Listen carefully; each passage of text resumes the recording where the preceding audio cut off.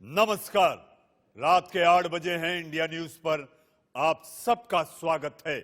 Corona काल में लोगों को एक और परेशानी ने घेर लिया है। जी हां, वो परेशानी है बैंक फ्रॉड की, यानी आपका पैसा किसी और खाते में जा रहा है। ऐसा तमाम केस सामने आने लगे हैं जिसमें लोगों ने शिकायत की है कि उनका पैसा किसी और ने निकाल लिया है। और जब ये परेशान लोग अपनी दिक्कत लेकर बैंक या फिर पुलिस के पास पहुंचे तो उनके हाथ सिर्फ और सिर्फ मायूसी लगी। लेकिन ऐसे मजबूर लोगों का मुद्दा हर बार की तरह इस बार इंडिया न्यूज ने उठाया है। इंडिया न्यूज उन लोगों की आवाज बना है जिनके साथ फ्रॉड हुआ है। हमने ना सिर्फ परेशान बैंक ग्राहकों की आवाज उठाई बल्कि उन्हें मंच भी दिया है। आप यकीन मानिए, इंडिया न्यूज तब तक चुप नहीं बैठेगा जब तक बैंक फ्रॉड के गुनहगार उनकी असली जगह यानी जेल तक नहीं पहुंचेंगे।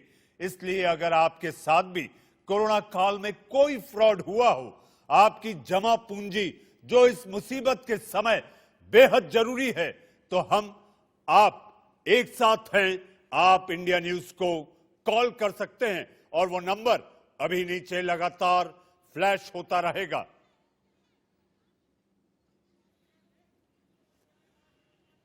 कल शाम हमने इसी मुद्दे पर एक बहस की थी, चर्चा की थी और तमाम क्या बातें की जानी चाहिए और क्या नहीं किया जाना चाहिए, इस पर गहन चिंतन जाहिर किया था।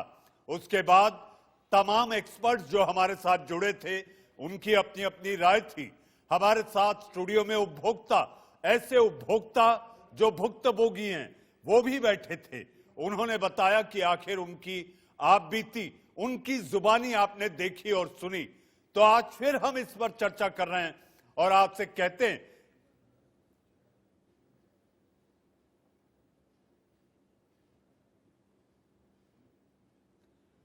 इस वक्त हमारे साथ उपभोक्ता नीरज सोनी, जिन्होंने कल, मुझे ऐसा लगता है कि आप ही के जरिए ये सारी बातें खुली।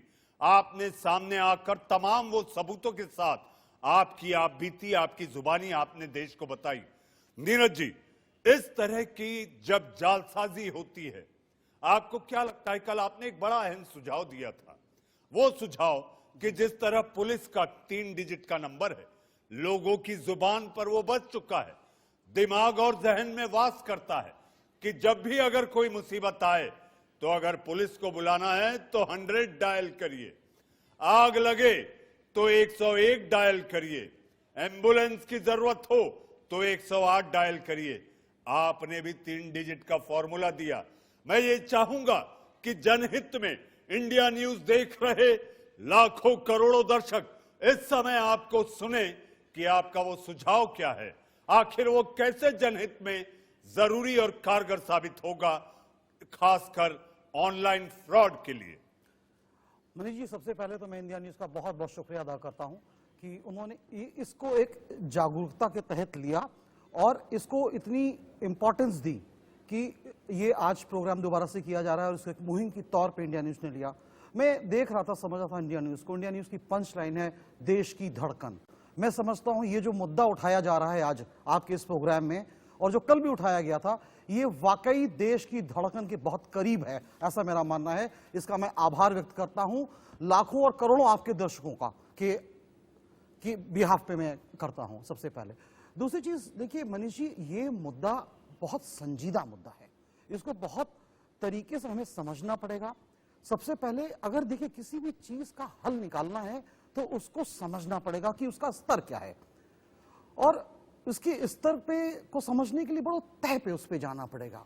और ये सिर्फ एक जो कल मैंने सुझाव दिया था, जिसका आपने अभी भी जिक्र करा है कि एक 3 डिजिट का नंबर दे दिया जाए और जो एक आइडेंटिफिकेशन बन जाए कि किसी भी तरीके का कोई फ्रॉड होता है तो एक जो नागरिक है। मैं ये चाहूंगा फ्रॉड, ऑनलाइन फ्रॉड। हाँ, बिल्कुल ठीक बात है। मैं चूंकि ये प्रोग्राम आपका जो है बैंक से संबंधित, खातेदारों से संबंधित हो रहा है, इसलिए मैंने उसकी उल्लेखना करना दोबारा नहीं समझा, लेकिन आपकी बात बिल्कुल ठीक है कि उसको स्पष्ट करना चाहिए।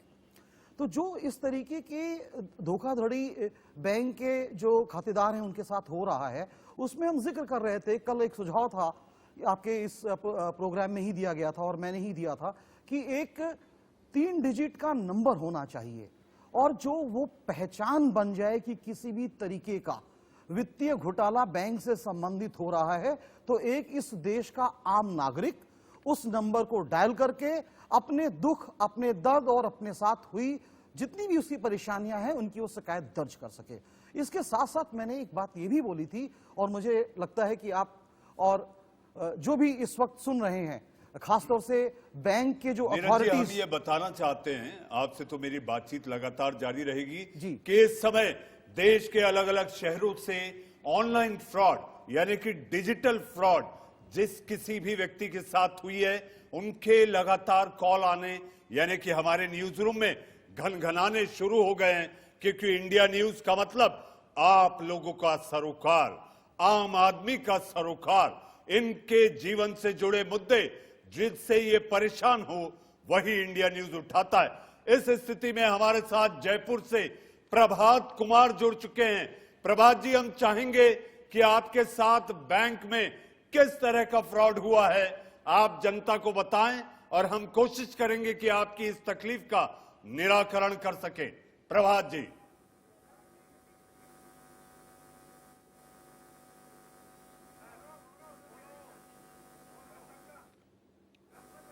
नीरज जी, मुझे ऐसा लगता है कोई तकनीकी खामी है जिस कारण से वो आवाज नहीं आ भोक्ता पा और रही वो है। दर्शक हमसे अभी नहीं जुड़ पाए हैं।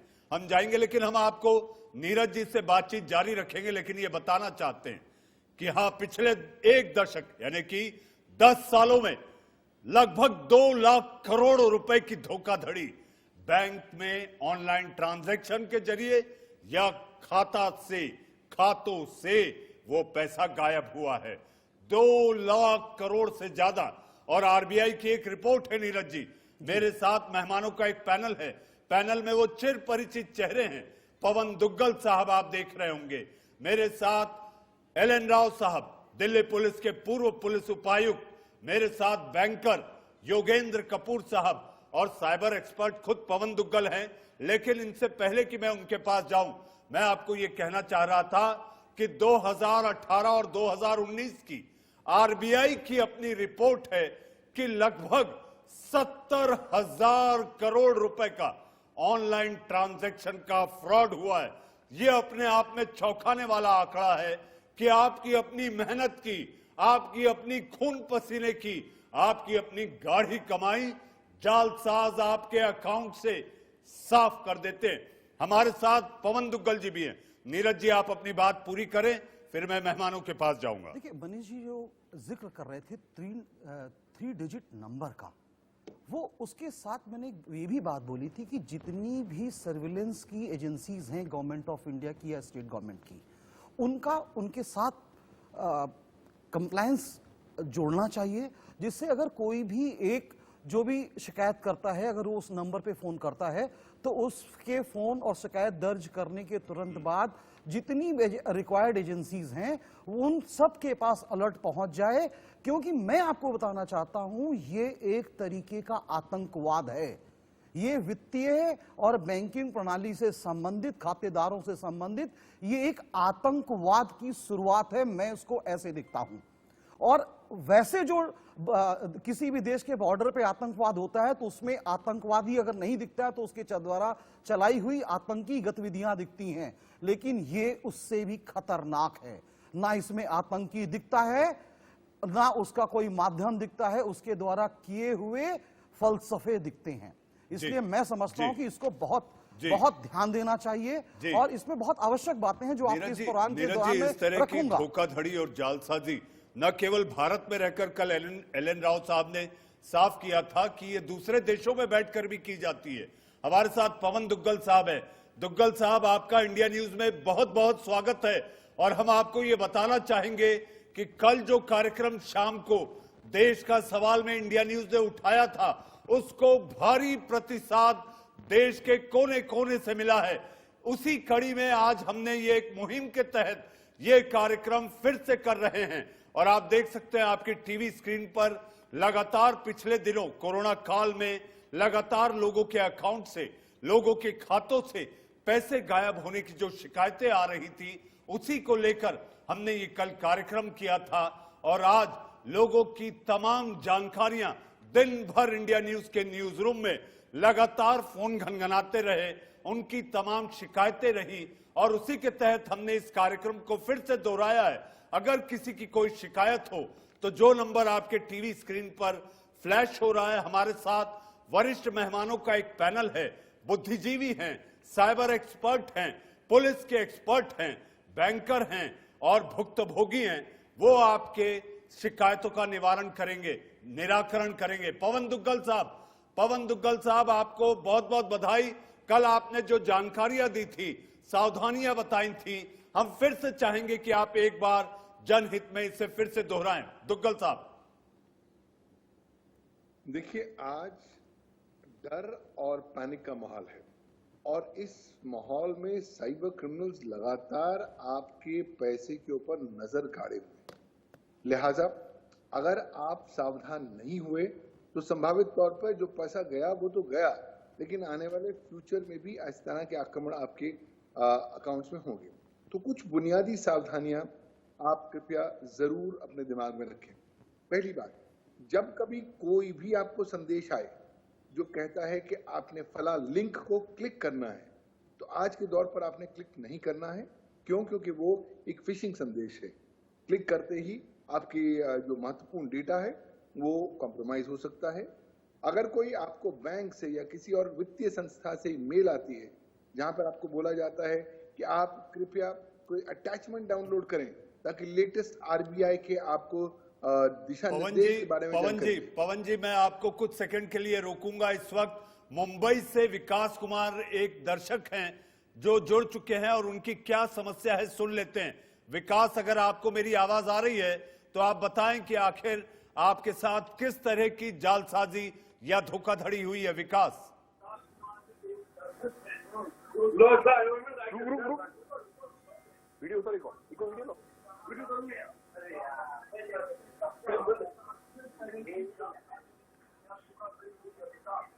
हेलो विकास, आप अपना सवाल कहें।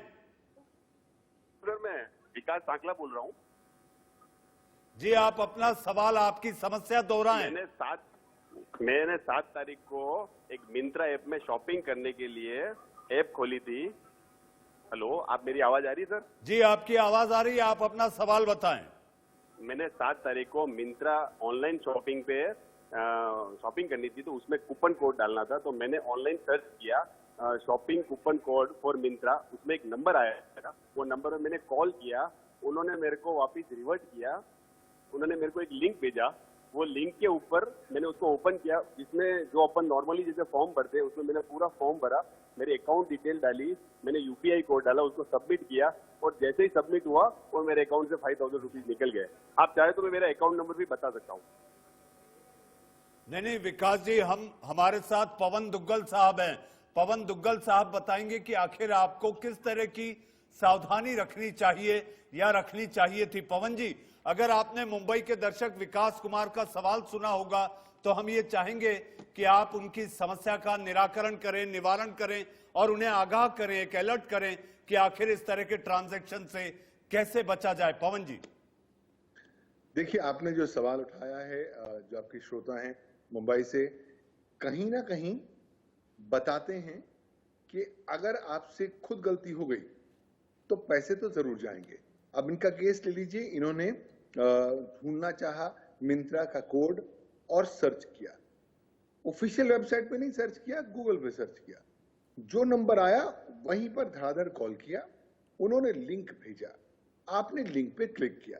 द मोमेंट आपने लिंक पर क्लिक कर लिया तो आपकी जानकारी चली गई। अब साथ ही साथ आपने फॉर्म भरा, फॉर्म में आपने अपनी सारे अकाउंट डिटेल्स दे दिए, सब कुछ जो देना था वो दे दिया। तो ये जो आपका डिटेल्स थे ये किसी मिंत्रा कंपनी पर नहीं गए, ये साइबर क्रिमिनल का एक गैंग जो चल रहा है वहां पर पहुंचे, और जिस वक्त पहुंचे वहां से तुरंत उन्होंने कार्रवाई करी और आपके यहां से 5,000 रुपए निकल गए। तो मुझे लगता है आपका जो केस है उसको हमें एक सीख के तौर पर लेना चाहिए कि आपने अगर कुछ ढूंढना है तो इंटरनेट पर जाके, गूगल पर जाके नहीं ढूंढना है। अगर ढूंढना है तो उस कंपनी विशेष की वेबसाइट पर जाके ढूंढना है, क्योंकि आपको कोई भी नंबर मिल जाए, आवश्यकता नहीं है कि वो नंबर सही होगा और मतलब ऑथेंटिक होगा। तो इसलिए ये जो आपके साथ घटना घटे तो ये फिशिंग की घटना है।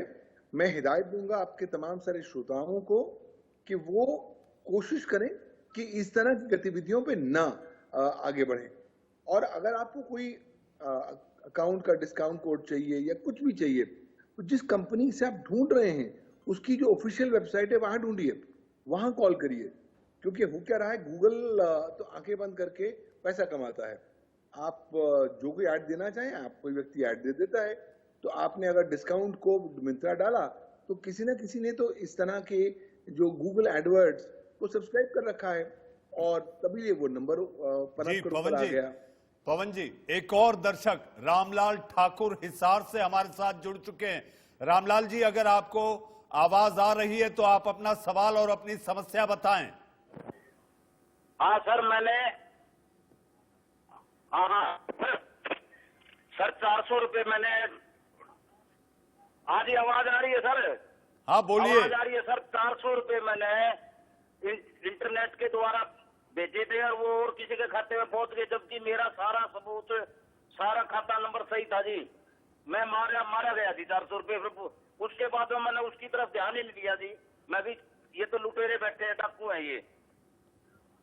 जी जी पवन जी, आपने सुना, इन्होंने एक ट्रांजैक्शन किया और इनके खाते से पैसे गायब। पवन जी देखिए, आपके यहां से पैसे गायब हो गए, वो क्रिस्टल तौर पर एक साइबर सुरक्षा में सेंध का मामला है। आपने तो सही अकाउंट दिया और आपने बैंक को सही अकाउंट दिया और उसके बाद भी ये पैसे निकल गए, तो लाजमी सी बात है इसमें जिम्मेवारी बैंक की है। तो चाहे 400 रुपए ही निकले हों, ऐसा मतलब नहीं आपने कहा डाकू बैठे हुए तो मैं कुछ ना करूं। देखिए, दो बातें हैं। पहली बात तो इस बात को मान के लीजिए कि लॉकडाउन में साइबर क्राइम बहुत बढ़ गया है और चारों ओर साइबर डाकू, साइबर क्रिमिनल हमारे को घेरे हुए हैं। ये बात को तो मानकर चलिए। तो अगर आप ये बात मानेंगे तो काफी हद तक आप स्वयं अपने आप को सुरक्षित रखने की कोशिश करेंगे।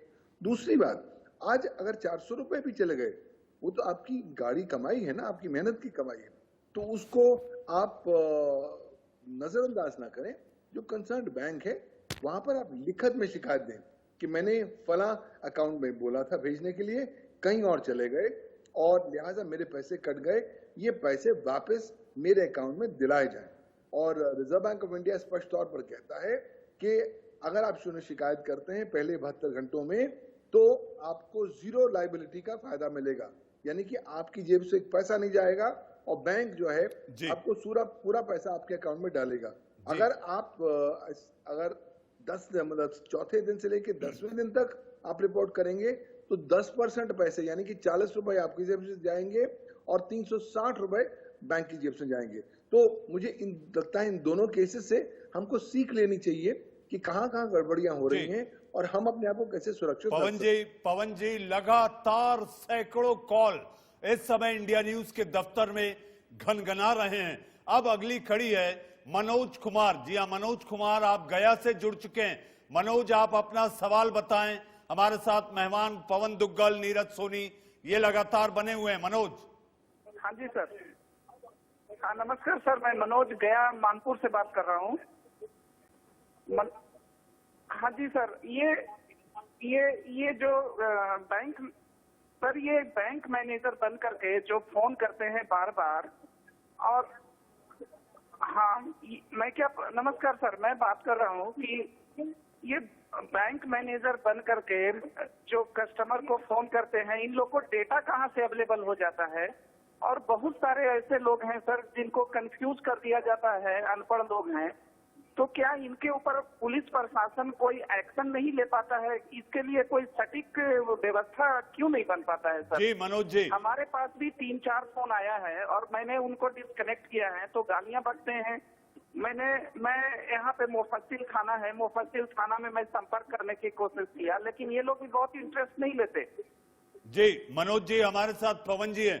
पवन जी, इस तरह से बहरूपिये बनकर बैंक मैनेजर या बैंक के कर्मचारी होकर इस तरह के लगातार फोन करना और फिर उन्हें बहकाना, फुसलाना और बड़े बड़े ख्वाब दिखाकर उन्हें लूटना, इस तरह की जालसाजी और धोखाधड़ी से कैसे बचें? पवन जी। देखिए, एक उपभोक्ता होने के नाते जान लीजिए कि आज तक भारत में कोई डेटा प्रोटेक्शन कानून नहीं है। लिहाजा कानून के प्रावधानों की कमी होने की वजह से ये लगातार साइबर क्रिमिनल्स आपको टारगेट करते रहते हैं।